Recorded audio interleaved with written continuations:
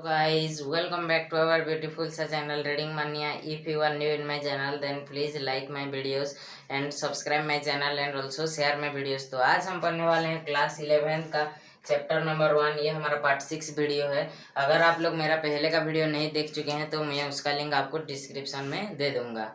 तो आज हम क्या पढ़ने वाले हैं? आज हम पढ़ने वाले हैं बेसिक फोर्सेस इन नेचर। ये हमारा पार्ट 2 है बोल के मैं बी लिख दिया हूँ, क्योंकि हम ग्रेविटेशन और इलेक्ट्रोमैग्नेटिक फोर्स का पहले वीडियो में ख़त्म कर चुके हैं। उसका लिंक भी आपको डिस्क्रिप्शन में मिल जाएगा। तो ये हमारा हम आज क्या पढ़ने वाले हैं? हम आज पढ़ने वाले हैं वीक न्यूक्लियर फोर्स के बारे में और स्ट्रॉन्ग न्यूक्लियर फोर्स के बारे में पढ़ने वाले हैं। और यहाँ पे क्या है, कंजर्वेशन लॉ और यूनिफिकेशन ऑफ टू फोर्सेस के बारे में पढ़ने वाले हैं। तो चलिए शुरू करते हैं। Weak nuclear force. Weak nuclear force एक क्या है? What is a weak nuclear force? तो वीक न्यूक्लियर फोर्स जो होता है वो एक न्यूक्लियर प्रोसेस को मैनेज करता है बोल के उसको हम वीक न्यूक्लियर फोर्स बोलेंगे। वो न्यूक्लियर प्रोसेस क्या है? न्यूक्लियर प्रोसेस वो है बीटा डीके। Beta decay. तो बीटा डीके में क्या होता है? हमें पता है कि रेडियो एक्टिव एलिमेंट्स हमारे पीरियोडिक टेबल में होते हैं। तो रेडियो एक्टिव जो एलिमेंट होते हैं, रेडियो एक्टिव जो एलिमेंट होता है, तो इसमें भी इलेक्ट्रॉन प्रोटॉन न्यूट्रॉन रहता होगा। तो बीटा डी का मतलब क्या है? ये रेडियो एक्टिव एलिमेंट से अगर इलेक्ट्रॉन निकल जा रहा है, लॉस हो जा रहा है, इलेक्ट्रॉन अगर लॉस हो रहा है तो इसको हम क्या बोलेंगे? इस प्रोसेस को हम बोलेंगे बीटा डीके। हो गया। तो अभी हम वीक न्यूक्लियर फोर्स का डेफिनेशन लिख देते हैं। वीक न्यूक्लियर फोर्स, मैं इसको शॉर्ट फॉर्म में लिख दे रहा हूँ। द फोर्स, तो चलिए लिख देते हैं यहाँ पे the force which is along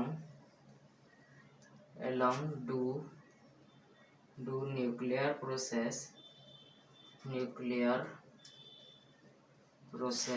like क्या न्यूक्लियर प्रोसेस में अभी बताया था? Beta decay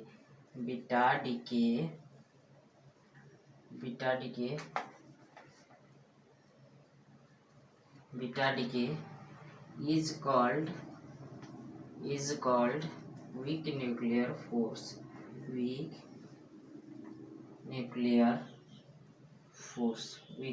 force। तो ये हो गया। इसके बाद हम इसका सालिएंट फीचर सारा देखेंगे। सालिएंट फीचर इसका क्या क्या है? सालिएंट फीचर यहाँ पे मैं लिख देता हूँ, जगह है। सालिएंट फीचर इसका क्या क्या है? फर्स्ट हमारा क्या है इसका सालिएंट फीचर? ये रिपल्सिव इन नेचर है। क्या है? Repulsive in nature. और इसका क्या है? ये एक शॉर्ट रेंज फोर्स है। कैसा फोर्स है? Short range force. अच्छे से लिख देते हैं, नहीं दिख रहा है। शॉर्ट रेंज फोर्स है। और यहाँ पे ऊपर लिख देते हैं, ये तो आप लोग लिख चुके होंगे डेफिनेशन। तो ये शॉर्ट रेंज फोर्स है। और इसका थर्ड वाला सालिएंट फीचर क्या है? ये एक नॉन सेंट्रल फोर्स है। ये सेंट्रल फोर्स नहीं हो सकता कभी भी, नॉन सेंट्रल फोर्स है। और फोर्थ वाला सालिएंट फीचर इसका क्या है? फोर्थ वाला सालिएंट फीचर है, ये एक कैसा वाला फोर्स है? ये एक नॉन कंजर्वेटिव फोर्स है। कैसा फोर्स है? नॉन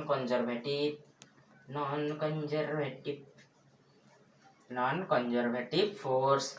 और हमारा फिफ्थ वाला क्या है? ये इन्वर्स स्क्वायर जो होता है, inverse square dependence, inverse square law, उसको ये क्या करता है? ओबे नहीं करता है।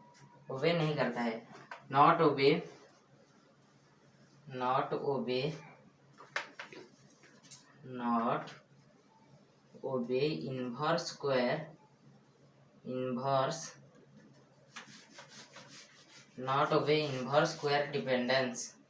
Inverse square dependence. डिपेंडेंस हो गया। तो इसका ये सारा 5 ठो साइलेंट फीचर हो गया। इसके बाद हम अभी स्ट्रॉन्ग न्यूक्लियर फोर्स के बारे में डिस्कस करते हैं। इसको आप पहले नोट डाउन कर लीजिए।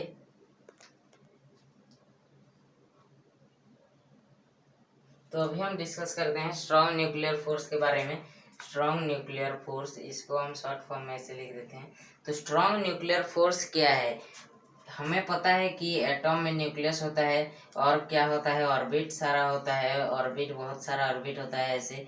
तो यहाँ पे जो न्यूक्लियस होता है, यहाँ पे क्या क्या होता है, प्रोटॉन एंड न्यूट्रॉन होता है। और यहाँ पे क्या होता है, इलेक्ट्रॉन सारा प्रेजेंट होता है। इलेक्ट्रॉन ऐसे रहता है, इस साइज में रहता है। तो यहाँ पे जो ये न्यूक्लियस में जो प्रोटॉन और न्यूट्रॉन रहा, ये एक फोर्स के वजह से यहाँ पे रह रहा है। वो फोर्स को हम क्या बोलेंगे, उसको हम बोलेंगे स्ट्रॉन्ग न्यूक्लियर फोर्स। हो गया। तो न्यूक्लियस के अंदर जो प्रोटॉन और न्यूट्रॉन रह रहा है, वो किस फोर्स के वजह से रह रहा है, स्ट्रॉन्ग न्यूक्लियर फोर्स के वजह से रह रहा है। तो इसका हम डेफिनेशन अभी बना के लिख देते हैं। What is a strong nuclear force? A force which is helps in the force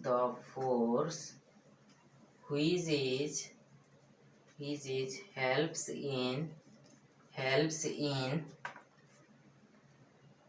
combining of proton and neutron, combining of proton and neutron in a क्या होगा, nucleus, in A nucleus is called, यहाँ पे हम finds इन ए nucleus भी लिख सकते हैं, कुछ प्रॉब्लम नहीं है। Is called strong nuclear force. इसको हम तो शॉर्ट फॉर्म में ऐसे लिख रहे हैं, तो मैं यहाँ पे लिख दिया हूँ स्ट्रॉन्ग न्यूक्लियर फोर्स। तो इसके बाद हम इसका अभी साइलेंट फीचर देखते हैं। इसका साइलेंट फीचर सारा क्या क्या है। साइलेंट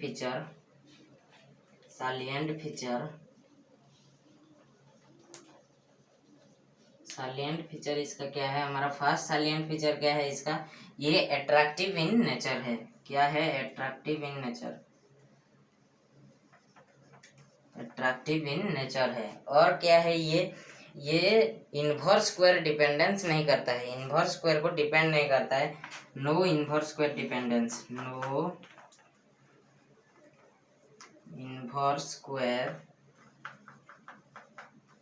डिपेंडेंस, यहाँ पे तो जगह नहीं आ रही, यहाँ पे लिख देते हैं इसको no inverse square dependence. Second point पूरा टोटली यहाँ पे लिख देते हैं no inverse square dependence, no inverse square dependence, हो गया। तो इसके बाद हमारा थर्ड पॉइंट यहाँ पे क्या है, ये सेंट्रल फोर्स भी नहीं है कि कंजर्वेटिव लॉ को भी ये डिफाइन नहीं करता है। तो यहाँ पे क्या होगा, non central force and non conservative force होगा। नॉन कंजर्वेटिव सिर्फ लिख देने से भी होगा। तो यहाँ पे इसको टोटली मिटा देते हैं। तो हमारा यहाँ पे थर्ड पॉइंट क्या हो गया, थर्ड पॉइंट हो गया non central force, non central force हो गया। स्ट्रॉन्ग न्यूक्लियर फोर्स एक कैसा फोर्स है, नॉन सेंट्रल फोर्स है। तो इसके बाद हमारा फोर्थ पॉइंट क्या होगा, फोर्थ पॉइंट अभी मैंने बताया था नॉन कंजर्वेटिव है, ये भी नॉन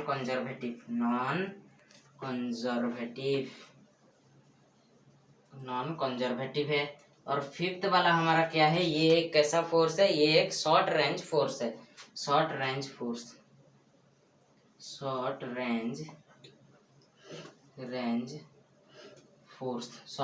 फोर्स है। तो इसको आप पहले नोट डाउन कर लीजिए। इसके बाद हम अभी कंजर्वेशन लॉज के बारे में पढ़ेंगे, नोट डाउन कर लीजिए उसको।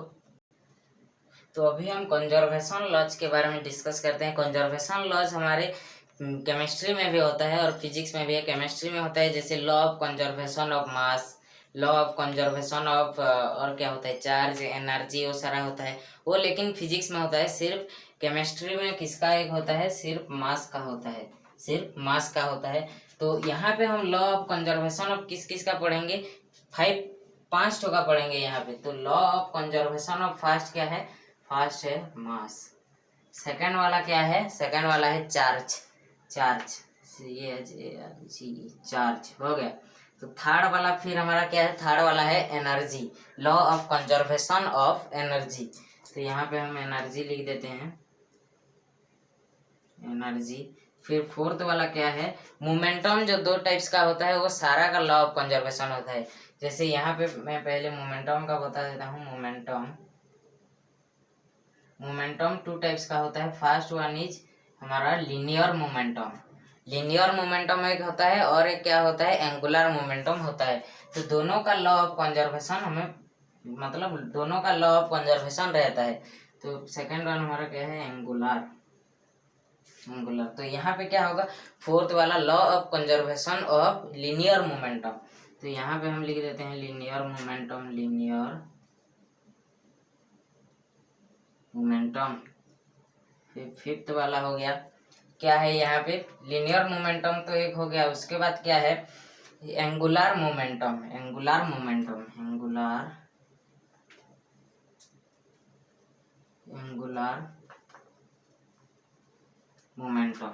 हो गया। तो ये पांचों को आप पहले नोट डाउन कर लीजिए। और यहाँ पे फर्स्ट में क्या आपको लिखना है, फर्स्ट में लिखना है लॉ ऑफ कंजर्वेशन ऑफ ये सारा पांचों जो है, हो गया। तो इसको आप पहले नोट डाउन कर लीजिए। उसके बाद हम यूनिफिकेशन का देखेंगे, टू फोर्सेस का।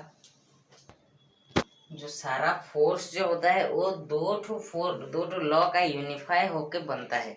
तो ग्रेविटेशनल फोर्स जो है, हमें पता है कि ग्रेविटेशनल फोर्स होता है। तो ग्रेविटेशनल फोर्स किस किस को मिला के है, तो यहाँ पे है टेरेस्ट्रियल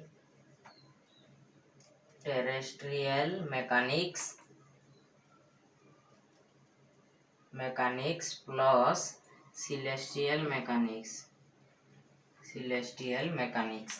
तो ये दोनों को मिला के हमारा कौन सा फोर्स बना है, ये दोनों को मिला के ग्रेविटेशनल फोर्स बना है। तो इसको कौन निकाले थे, इसको निकाले थे न्यूटन।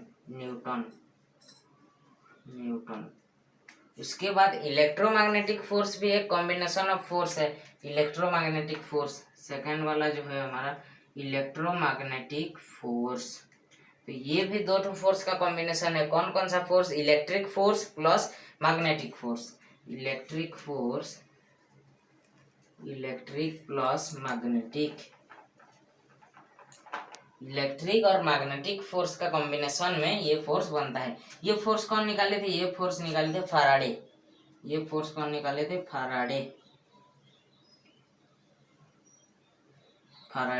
फिर और एक फोर्स है, क्या है वो, इलेक्ट्रोमैग्नेटिक वेव फोर्स है।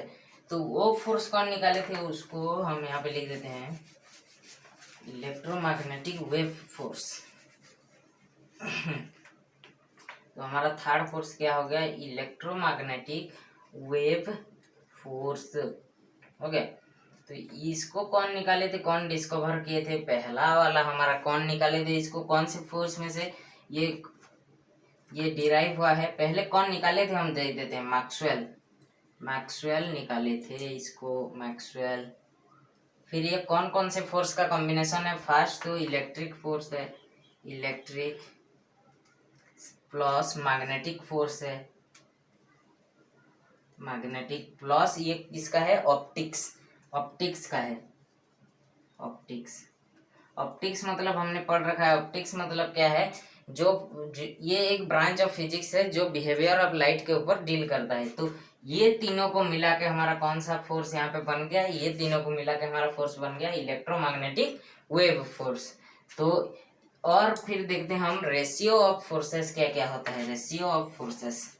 तो हम अभी कितने फोर्स के बारे में पढ़े हैं, हमारे जो दोनों वीडियो को मिला के हमारे पहले वीडियो में हम ग्रेविटेशनल और इलेक्ट्रोमैग्नेटिक का पढ़े हैं, और इस वीडियो में हम वीक न्यूक्लियर और स्ट्रॉन्ग न्यूक्लियर के बारे में, दोनों के बारे में पढ़े हैं। तो टोटल कुल मिलाकर कितना हो गया, चार हो गया, चार फोर्सेस। तो फर्स्ट हमारा क्या है, पहले यहाँ पे लिख देते हैं ratio of forces, ratio of